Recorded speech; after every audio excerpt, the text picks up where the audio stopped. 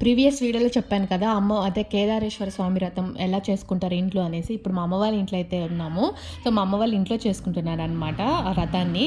So morning నుంచి వాళ్ళు ఇలా ప్రిపేర్ చేసి పెట్టుకున్నారనమాట. ఇంటికి అంటే పూజకు కావాల్సిన అన్నీ అండ్ మెయిన్ దీనికి ఏంటంటే పలగడ అనేది మెయిన్. అండ్ తర్వాత జల్లెటలో అమ్మవారికి ఇష్టమైన పువ్వులు అండ్ శివునికి ఇష్టమైన పువ్వులు అన్నీ తీసి జల్లెట్లో వేసి లోపల గౌరీదేవిని శివుని పెట్టి పూజిస్తారనమాట. ఇంకా కలశము అరిసెలు అయితే ఇంకా 21 అలా జతలుగా ఎంచి పెడతారనమాట.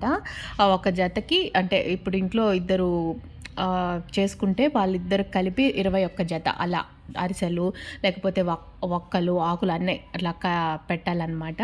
అంటే ఇంకా ఇప్పుడైతే కథ చదువుతున్నారు. తన కుమారుని పిలిచి, బిడ్డ నీవు పెద్ద తల్లితో మన సంకటములు ఎలా చెప్పి కొంత ద్రవ్యమును తీసుకురమ్మని ఆ చిక్కుడుకాయలు నుడికించి దోవలో ఆకలి తీరుగుటకు చద్ది అనును వలె మూట కట్టి ఇచ్చి పంపించారు.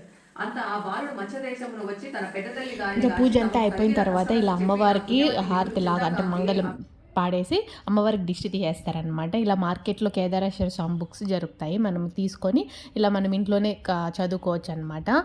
నెక్స్ట్ వీడియోలో మార్నింగ్ అంటే నిమజ్జనం ఎలా చేస్తారు, దాని ప్రాసెస్ ఏంటి అంతా చెప్తాను.